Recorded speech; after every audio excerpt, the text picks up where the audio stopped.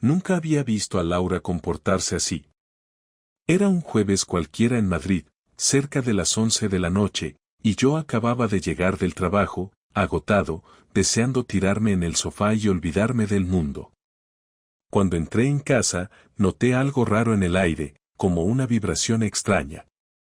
No sé explicarlo mejor. No era olor, ni ruido. Era otra cosa. La puerta de nuestra habitación estaba cerrada, algo que nunca hacíamos. Laura siempre dejaba todo abierto, decía que así la casa respiraba. Pensé que estaría cambiándose, no le di más importancia. Pero entonces escuché risas. No una carcajada. Una risa suave, ahogada. Como si alguien intentara no hacerse notar. Se me heló la sangre. Pensé en todo tipo de tonterías, que estaría viendo un video en el móvil o hablando por teléfono.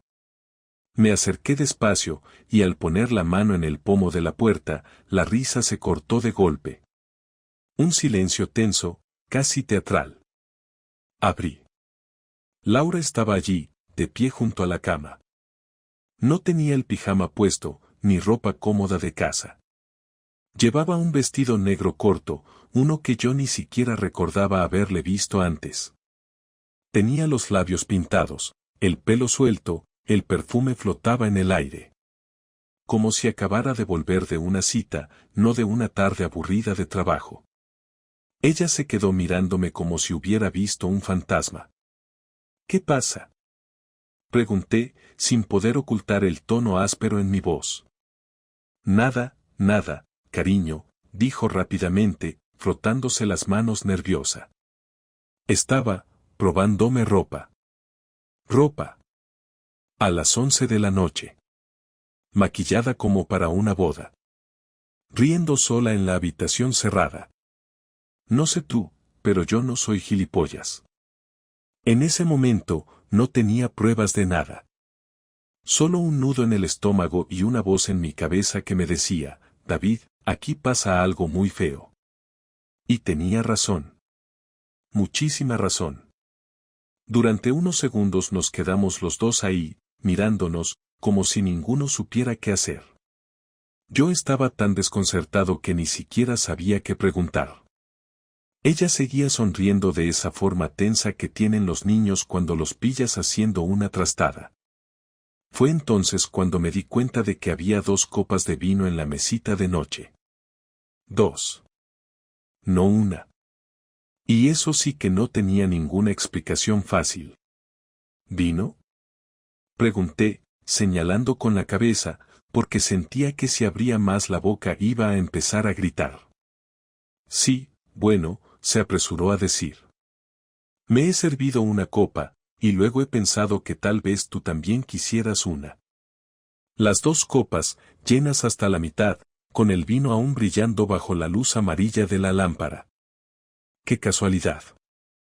Preparar 2 copas, cerrar la puerta, ponerse un vestido de fiesta y maquillarse, todo para una noche sola en casa. Me quedé allí, de pie, sin moverme, y en vez de armar un escándalo decidí hacer algo mejor. Mirarla. Solo mirarla, con todo el peso de mi sospecha, sin decir nada más. Ella bajó la mirada, incómoda, como si de repente se diera cuenta de lo absurda que era su explicación. Se giró, fingió estar ordenando unos cojines que ya estaban perfectamente alineados, y luego se encogió de hombros. No quería que pensaras mal, dijo, en voz más baja.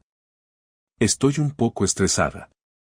La tensión en el ambiente era tan espesa que me costaba respirar. Me acerqué a la cama, sin quitarle los ojos de encima, y pasé la mano por encima del colchón. No estaba frío como debería, sino tibio, como si alguien más hubiera estado sentado allí hace muy poco. ¿Has tenido visita?, pregunté entonces, sin adornos. ¿Qué? Claro que no. Soltó, casi atropellándose con las palabras. ¿Qué dices, David? ¿Te has vuelto loco? No me volví loco. Simplemente no era tonto. Caminé hacia el armario, abrí las puertas, miré entre la ropa. Nada raro. Revisé los zapatos junto a la cómoda. Todos los pares estaban donde debían. El baño estaba vacío, sin rastros de una prisa reciente. Volví al centro de la habitación y ella seguía allí, sin saber qué hacer, como un muñeco roto. Entonces noté algo en la alfombra. Una pequeña marca de zapato. No era uno de mis zapatos, eso estaba claro. Tampoco uno de Laura. Era más grande. Un hombre. Ella vio mi mirada y supo que lo había visto. Puso las manos en la cintura y me lanzó una mirada desafiante, como si yo fuera el que estaba invadiendo su espacio. ¿De verdad vas a montar una película por una marca en el suelo? Dijo con un tono que pretendía ser divertido, pero sonaba a miedo. ¿Quién ha estado aquí, Laura? Pregunté, bajando la voz hasta casi un susurro. Nadie, David. Te estás montando unas películas que flipas. Deberías relajarte. Las palabras salieron de su boca como balas mal disparadas, sin fuerza. En cualquier otro momento, habría querido creerla. Habría buscado una excusa, cualquier pretexto, para no enfrentar la posibilidad de que la mujer con la que compartía mi vida, la persona en la que confiaba más que en nadie, estuviera haciéndome esto. Pero ya no podía hacerlo. Algo dentro de mí se había roto en el momento en que vi esas dos copas. No quería discutir. No quería gritar. Quería la verdad, así, desnuda, aunque me arrancara la piel de un tirón. Te lo voy a preguntar una vez más, Laura. ¿Quién estuvo aquí? Se mordió el labio inferior, respiró hondo, y durante un instante pensé que iba a decirlo, que todo iba a salir como una avalancha y que podríamos ponerle fin a esa pesadilla de una vez. Pero en lugar de eso, me dio la espalda y empezó a recoger la ropa tirada en la silla como si nada hubiera pasado. Me voy a dormir. Estoy cansada de tus paranoias, dijo sin mirarme. La rabia me subió de golpe por el pecho, pero conseguí contenerla. No quería darle el espectáculo que seguramente estaba esperando para hacerse la víctima. Así que no dije nada más. Salí de la habitación, cerré la puerta con cuidado, y me senté en el sofá del salón, en la oscuridad, escuchando el silencio de la casa. Esa noche no dormí. Pensé en todo, en nuestras conversaciones recientes, en las excusas para llegar tarde, en los fines de semana en los que iba con las chicas y no volvía hasta el domingo por la noche oliendo a perfume barato que no era suyo. Me di cuenta de que había pasado meses viendo cómo todo se derrumbaba sin querer aceptarlo. Al amanecer, decidí que iba a averiguarlo todo. No me iba a quedar sentado mientras me tomaban por idiota. No iba a confiar más en palabras vacías. Iba a buscar pruebas reales, sin meterme en su móvil, sin hacer el papel de detective barato. Iba a usar la cabeza. Y si resultaba ser cierto lo que ya sabía en el fondo, entonces Laura iba a conocer a un David que no había visto jamás.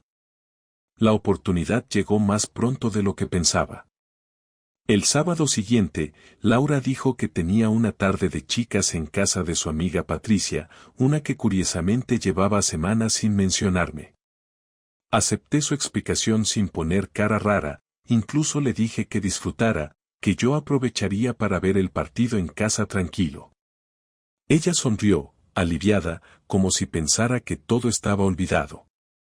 La vi salir por la puerta vestida con ese mismo vestido negro, el mismo que se había probado aquella noche. Esperé exactamente 15 minutos y después bajé al garaje. Cogí el coche sin encender las luces hasta que estuve lejos de casa y conduje despacio hacia el barrio donde vivía Patricia. No hacía falta ser un genio para entender que no iba a terminar allí. Laura no fue a casa de Patricia. La seguí durante varios kilómetros, viendo cómo su coche giraba en calles que no llevaban a ningún sitio conocido para mí. Finalmente, se detuvo frente a un edificio de pisos bajos en el barrio de Vallecas. Aparcó, se bajó del coche, revisó su móvil y, sin mirar atrás, entró en el portal. Me quedé en el coche, observando. No tardó ni 3 minutos en aparecer otro coche, un Seat León gris, que reconocí de vista como uno que a veces rondaba nuestra zona. Del coche bajó un tío, un tipo de unos 40, alto, vestido demasiado informal para una cita normal. Se dirigió al mismo portal. No se abrazaron, no se besaron allí fuera. Pero caminaron juntos de una forma que no dejaba lugar a dudas, no era la primera vez. Ni sería la última. No me moví durante casi una hora. Imaginando lo que estaba pasando ahí dentro, sintiendo como algo se partía en mí como un hueso mal soldado. Pero no fui allí a llorar, no iba a hacerme la víctima sentado en el coche como un idiota. Así que bajé, entré en el portal como si fuera un vecino más, encontré el telefonillo del tercero C y apreté el botón. No tardaron en abrirme. Subí las escaleras, despacio, escuchando mis propios pasos retumbar en la escalera vacía. Llegué a la puerta, empujé y entré. No sé qué escena me había imaginado, pero lo que vi fue todavía peor. Laura estaba sentada en el sofá, con una copa de vino en la mano, riéndose de algo que él acababa de decir. Él estaba demasiado cerca, tocándole la pierna como si fuera algo natural. No se habían dado cuenta de que yo había entrado. No hasta que cerré la puerta con un golpe seco. Laura se giró primero, el rostro transformándose en una mezcla de horror y sorpresa.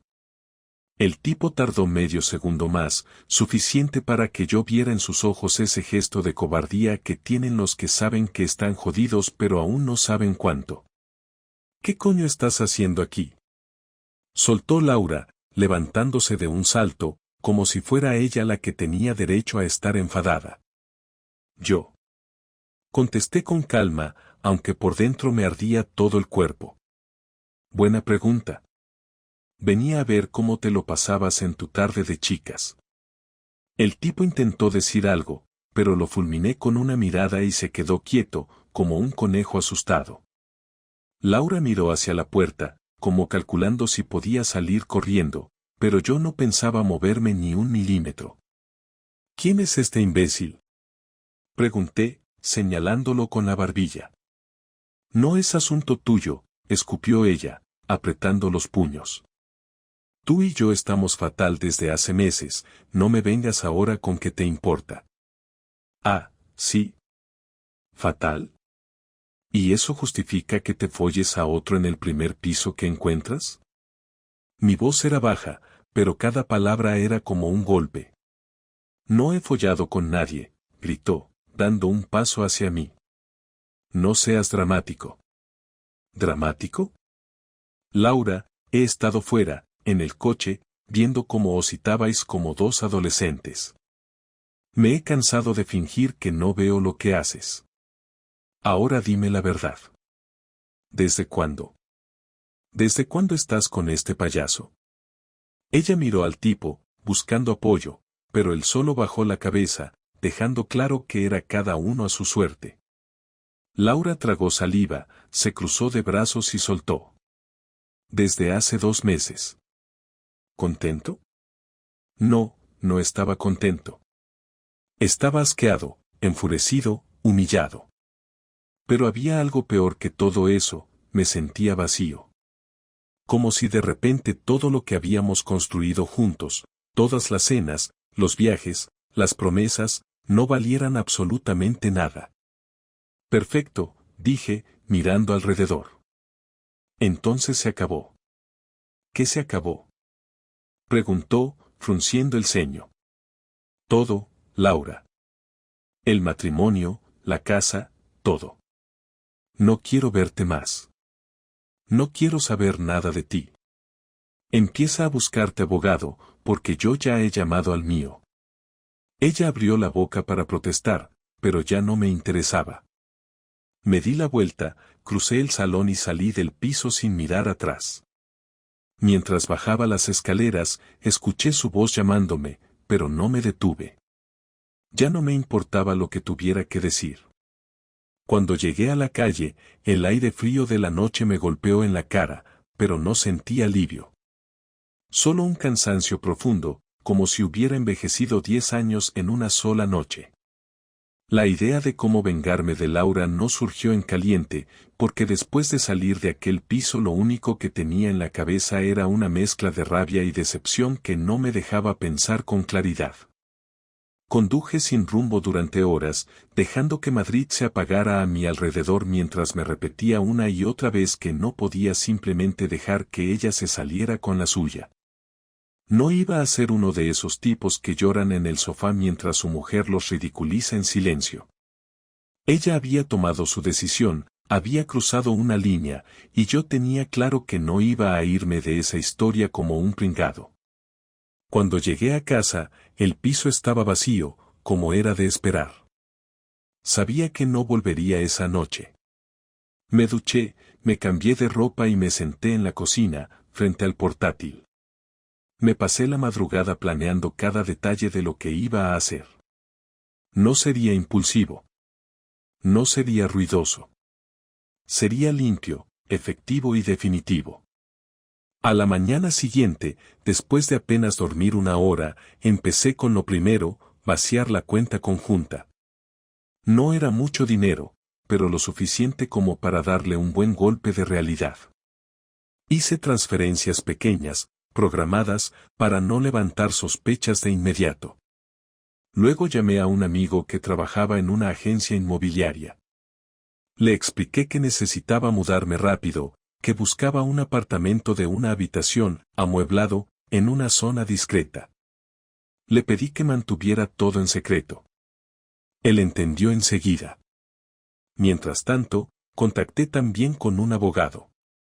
Uno bueno, de los que no se andan con rodeos.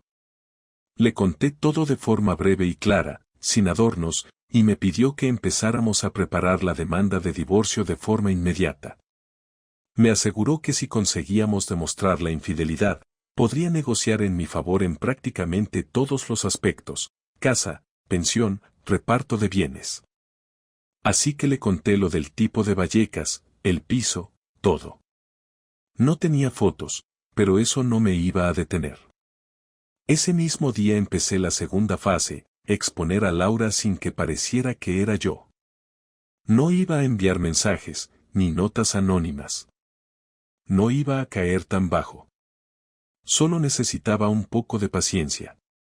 Durante años habíamos tenido un grupo de amigos muy unido, de esos que hacen cenas, celebran cumpleaños y vacaciones juntos. Gente que conocía a Laura tanto como a mí. Así que aquella tarde, sin prisas, empecé a llamar a algunos de ellos, uno a uno. No para acusarla directamente, sino para hacer preguntas inocentes: si sabían algo de Laura últimamente, si la habían visto rara, si sabían que solía quedar en Vallecas. No hizo falta insistir mucho. Al tercer amigo que llamé, ya me estaban contando que últimamente Laura había cambiado, que había rumores, que alguien la había visto muy acaramelada con otro en un bar de la zona sur. La bola de nieve empezó a crecer sola, sin que yo tuviera que empujarla. Y cuanto más gente supiera lo que pasaba, más difícil sería para ella seguir fingiendo. Después de esa ronda de llamadas, fui a por lo personal. Recogí mis cosas más importantes de casa: documentos, algo de ropa, el portátil, mis relojes, cualquier cosa que no quisiera perder. No toqué sus cosas. No rompí nada. No hice ninguna escena. Solo dejé todo en orden, como si me hubiera evaporado del mapa. De camino al nuevo piso, pasé por un centro de copias y mandé imprimir una carta, muy breve, sin adornos, que decía simplemente: Laura, lo sé todo. He hablado con un abogado. No vuelvo. No llames. La metí en un sobre y la dejé sobre la mesa del salón antes de cerrar la puerta por última vez. El nuevo apartamento era pequeño, pero limpio, y sobre todo, mío. Me senté en el sofá, exhausto pero tranquilo. Por primera vez en semanas, sentí que tenía el control de mi vida otra vez. Al día siguiente, como era de esperar, empezaron los mensajes. Primero uno corto, ¿dónde estás? Luego otro más largo, David, tenemos que hablar. No puedes desaparecer así. No respondía ninguno. Apagué el móvil y me dediqué a seguir con mi plan. Cada movimiento que había hecho tenía un objetivo claro, dejarla aislada, sin explicaciones, enfrentándola con la realidad de lo que había hecho. No tardaron en llegar las consecuencias. Un amigo en común me contó que Laura había intentado organizar una cena de grupo como si nada hubiera pasado y que, para su sorpresa, la mayoría le había dado excusas para no asistir. Otros directamente no le contestaron.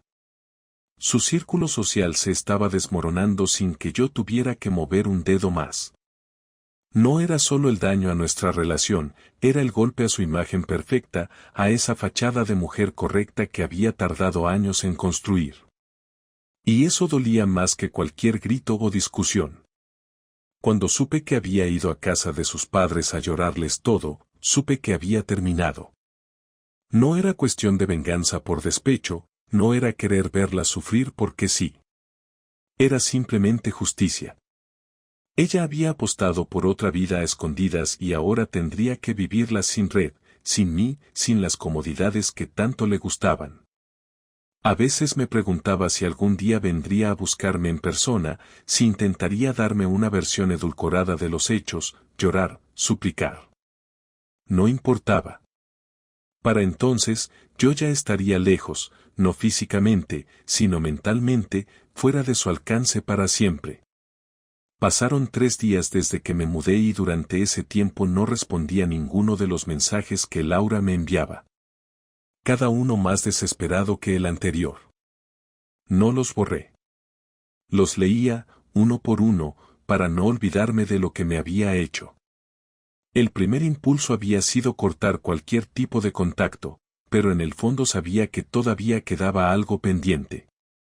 Una última conversación. No para arreglar nada, porque no había nada que arreglar, sino para ponerle un punto final a todo de forma clara. Sin gritos, sin escenas, sin sentimentalismos baratos.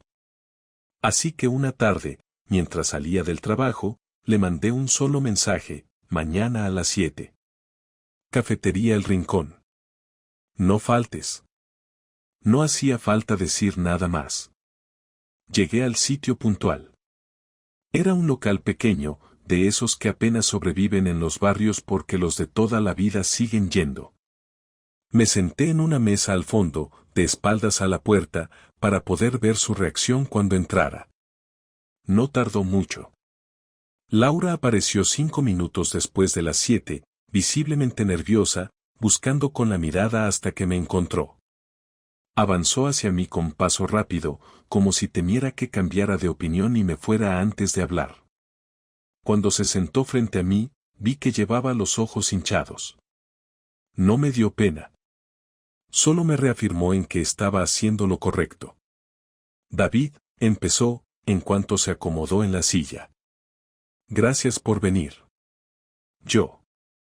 No he venido a escucharte justificar nada, la corté sin subir la voz. He venido para dejar las cosas claras y que no me molestes más. Se quedó callada unos segundos, apretando las manos sobre la mesa como si estuviera rezando. Yo no dije nada. No iba a hacérselo fácil. Sé que lo he hecho muy mal, dijo finalmente.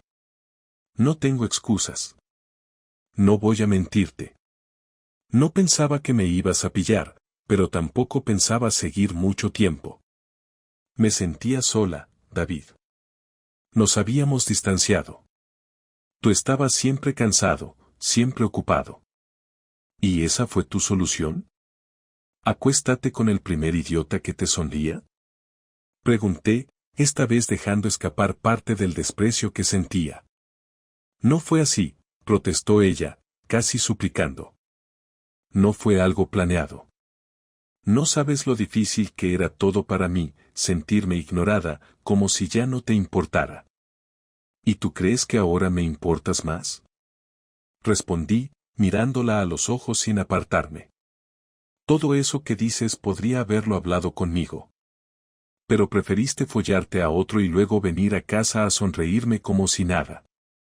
No vengas ahora a hacerte la víctima. Ella se mordió el labio inferior, intentando controlar las lágrimas. No me moví. No era mi problema si lloraba o no. Cada lágrima era un reflejo de sus propias decisiones. No quiero perderte, dijo en voz baja. Podemos arreglarlo. Podemos ir a terapia, empezar de nuevo. Yo estoy dispuesta a hacer lo que sea. Yo no, dije simplemente. No hay nada que arreglar, Laura. No quiero terapia. No quiero nuevos comienzos. Quiero seguir mi vida lejos de ti. Ella bajó la mirada, derrotada. Sabía que no había vuelta atrás. Por mucho que quisiera llorar, suplicar o inventar excusas, no había nada que pudiera borrar lo que había hecho. ¿De verdad no sientes nada por mí?, preguntó, apenas en un susurro. Me tomé unos segundos antes de responder.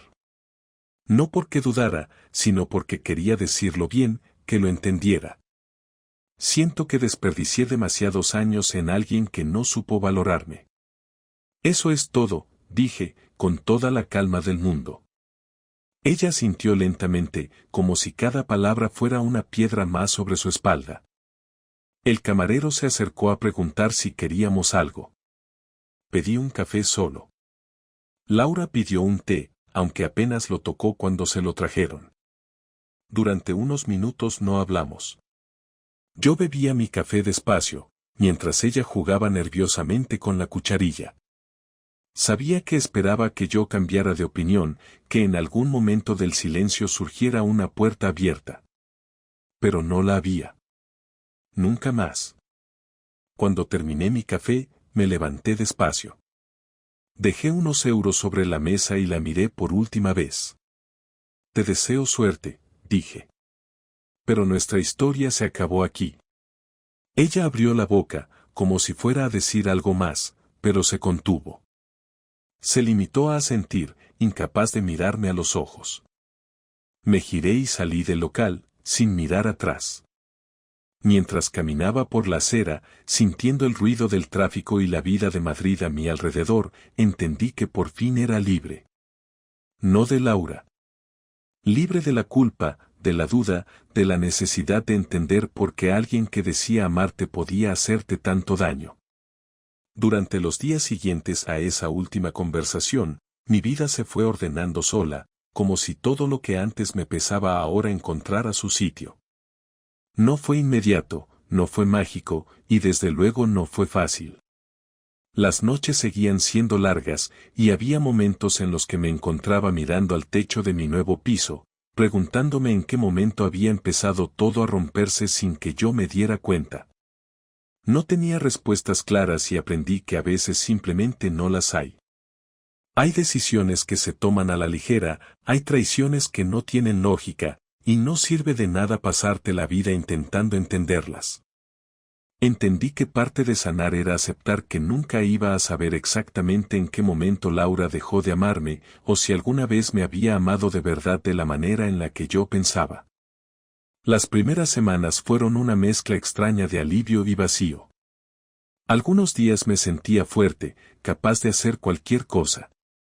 Otros días, cualquier detalle absurdo, como ver a una pareja en un banco, me hacía recordar que había perdido algo que, al menos durante un tiempo, había sido importante para mí.